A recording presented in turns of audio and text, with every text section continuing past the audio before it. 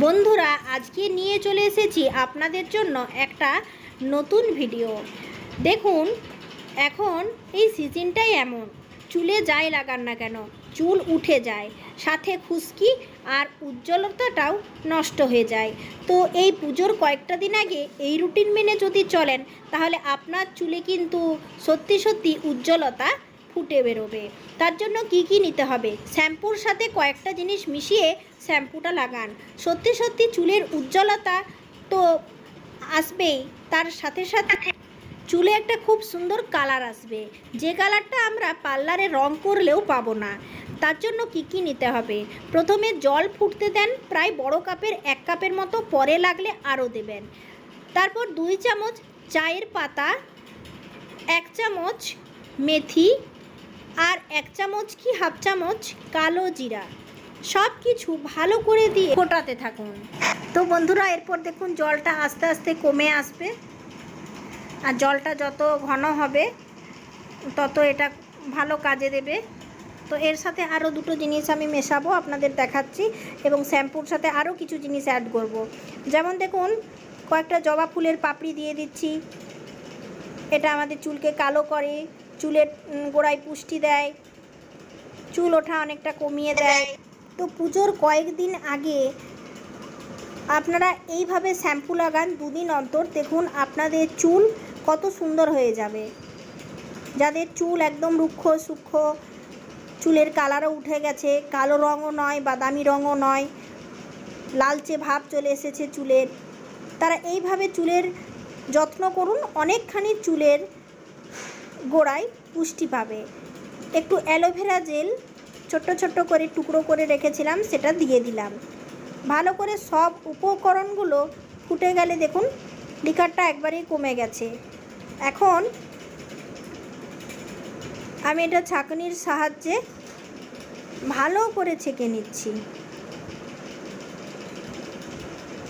এই দেখুন, খুব চেপে চেপে এর থেকে অতিরিক্ত জলটা বের করে নেব। এই দেখুন,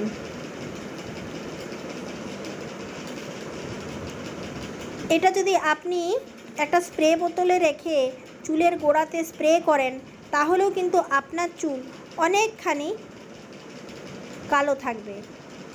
যাদের চুলে খুব তেলচিটে ভাব হয়ে যায়, ময়লা পরিষ্কার হয় না, ড্যান্ড্রফ বেশি, তো তাদের জন্য আমি বলবো লেবুর রস কয়েক ফোঁটা দিয়ে দেন, এর সাথে শ্যাম্পু দেন, খুব ভালো করে মিশিয়ে নেন। আর চুলের রঙটা আরও ঘন হবার জন্য যেটা প্রয়োজনীয় সেটা আপনি দিতে পারেন, এক্ষুনি আপনাদের দেখাচ্ছি আমি। সেটা হচ্ছে কফি পাউডার। এটা 2 টাকার পাউচ, তো আমি এটা পুরোটাই দিয়ে দিচ্ছি। এটা যদি 2 দিন অন্তর শ্যাম্পুর সাথে মিশিয়ে লাগান, চুলটার রং খুব সুন্দর আসবে, চুলটা অনেকখানি চকচকে হয়ে যাবে আর গ্লেজি ভাব আসবে। খুব ভালো করে মিশিয়ে নিচ্ছি, এবং এই মিশ্রণটা একটু ঠান্ডা হয়ে গেলে আপনি আপনার চুলে সুন্দরভাবে লাগাতে পারবেন।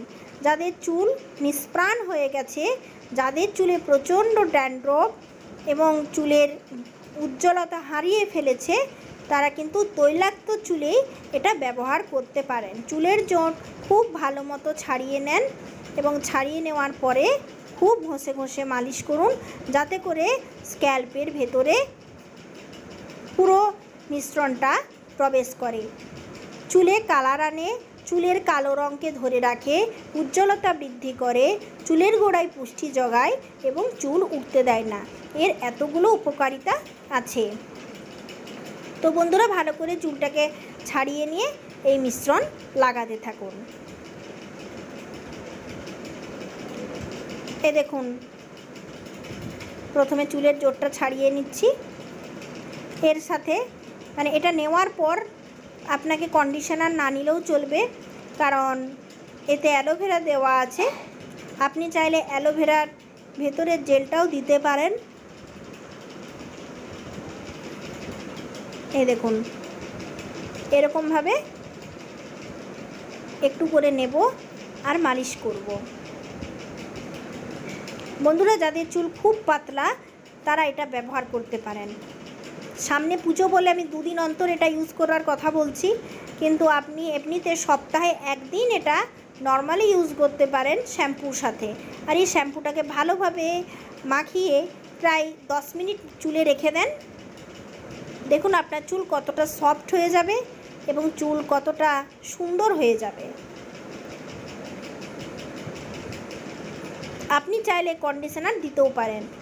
এর সাথে 2-1 ফোঁটা নারকেল তেল, ভিটামিন ই তেল দিতে পারেন চুলের পুষ্টির জন্য কেবলমাত্র। আবার শ্যাম্পুর সাথে না মিশিয়ে কেবলমাত্র স্প্রেও করতে পারেন। তো যে অপশানটা আপনার ভালো লাগে সেটাই আপনি অ্যাপ্লাই করবেন চুলের জন্য।